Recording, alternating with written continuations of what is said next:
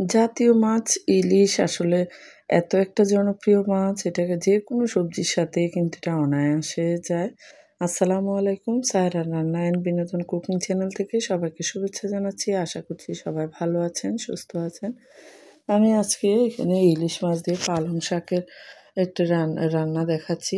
যেকোনো শাকসবজির সাথে কিন্তু ইলিশ মাছের মাথা দিয়ে খাওয়ার খুব প্রবণতা রয়েছে, বিশেষ করে কচু শাক দিয়ে। পালং শাক, লাল শাক এগুলোর সাথে। আমি আজকে আস্ত আ ৪ পিস আ টুকরো দিয়ে না ভেঙে কিন্তু পালং শাক রান্না করছি। পালং শাক একটু চেক করে দেখে ভিতরে কোনো অন্য গাছের ময়লা কিংবা ঘাস না থাকলে এভাবে সহজেই কিন্তু কেটে নেওয়া যায়। এটা খুব বেশি আঁশ ছাড়ানো বা এরকম কোনো জটিলতা নেই। এখানে ২ আঁটি পালং শাক আমি নিয়েছি। এগুলোকে একটু বড়, বড় পিস করে কেটে নিয়েছি। তারপর ভালো করে ধুয়ে স্ট্রেইনারে পানি ঝরিয়ে নিব। এখন একটি প্যানের মধ্যে তেল দিয়ে দিলাম। অ্যা যেকোনো শাক কিন্তু রান্না করতে একেবারেই সময় কম লাগে। আর ইলিশ মাছ কিন্তু কড়া ভাজি করে রান্না করার চেয়ে কাঁচা রান্না করা বা হালকা একটু ভেজেও এপিঠ-ওপিঠ করে রান্না করলে কিন্তু ভিতরে সফট ও জুসিনেসটা থাকে। তাহলে কিন্তু ইলিশের স্বাদটা অনেক গুণ বেড়ে যায়। আমি প্রতি পিঠ মোটামুটি ২-৩ মিনিট করে ভেজে নেব। ব্রাউন হতে দিব না। তাহলে ভিতরটা নরম থাকবে। আর মাছের সাথেও খুব সহজেই কিন্তু এটার ফ্লেভারটা এড হয়ে যাবে। উ উ ২-৩ মিনিট করে ভেজে তুলে নিয়ে এই তেলের মধ্যেই রান্নাটা কমপ্লিট করব। তাহলে ইলিশের ফ্লেভারটা ভালোভাবে যাবে। ইলিশ মাছ আসলে এমন একটা মাছ যেটার কিন্তু যত বড়ই হোক এটার চর্বি, তেল আমাদের জন্য উপকারী। আমাদের ভালো কোলেস্টেরলকে বাড়ায়। যদিও দ্রব্যমূল্যের ঊর্ধ্বগতির কারণে এই মাছ এখন অনেকটাই মানুষের হাতের নাগালের বাইরে। এখন পেঁয়াজ কিছুক্ষণ ভেজে নিয়ে আদা রসুনের পেস্ট খুবই অল্প পরিমাণে দিব। ইলিশ মাছ কিন্তু একটু মসলা দিয়ে রান্না করলে ইলিশের ফ্লেভারটা রিচ থাকে। আদা রসুনটা একটু কষিয়ে তেলের মধ্যে পালং শাকগুলো দিয়ে দিলাম। পালং শাক যদিও দেখতে অনেকখানি মনে হচ্ছে, কিন্তু একটু পরে যেকোনো শাক কিন্তু কমে আসবে।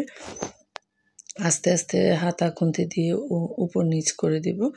আ তারপরে একে, একে গুঁড়ো মসলাগুলো এড করব। এখানে দিয়ে দিলাম হলুদের গুঁড়ো।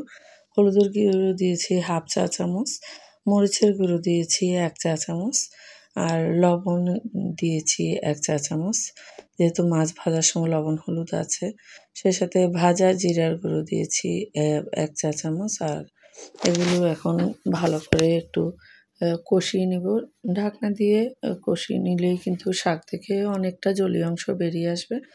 পালং শাক আর ইলিশ মাছ ২ টাই কিন্তু খুবই জনপ্রিয় খাবার এবং মিষ্টি স্বাদযুক্ত, খেতেও কিন্তু ভালো লাগে।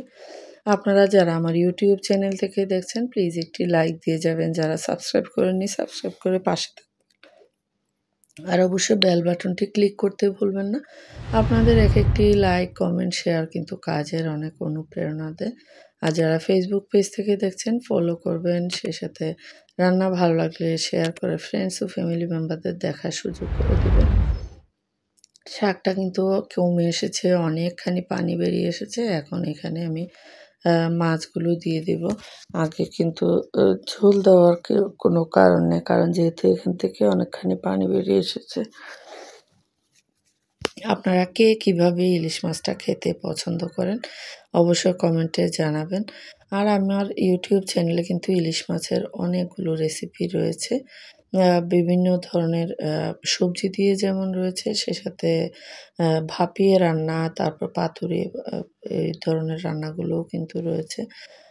যারা নতুন রাঁধুনি ফলো করতে পারবেন। আর আমি এখনও কিন্তু অনেকের রান্নাই দেখতে পছন্দ করি। রান্না আসলে শেখার চেয়ে দেখতেই বেশি ভালো লাগে। হালকা একটু পানি এড করে মাছগুলোকে একটু এপিঠ-ওপিঠ করে মিশিয়ে দিলাম। আর যেকোনো শাক কিন্তু অনেকক্ষণ রান্না করলে শাকের সুন্দর কালারটা আর থাকে না। সেজন্য দ্রুত হাই হিটে রান্না করতে হয় এবং নামিয়ে নিতে হয়। দেখতে পাচ্ছেন মাছ ও শাক কিন্তু আ ফাইনাল লুকটা এই একসাথে গ্রেভিটাও একটু কমে এসেছে। সে সাথে মসলাটাও কিন্তু উভয় পিঠে মিশে গেছে। বিভিন্ন ধরনের শাক কিন্তু আমাদের দৈনন্দিন খাদ্য তালিকায় থাকা জরুরি। ফাইনাল লুকটা দেখতে পাচ্ছেন। ধন্যবাদ।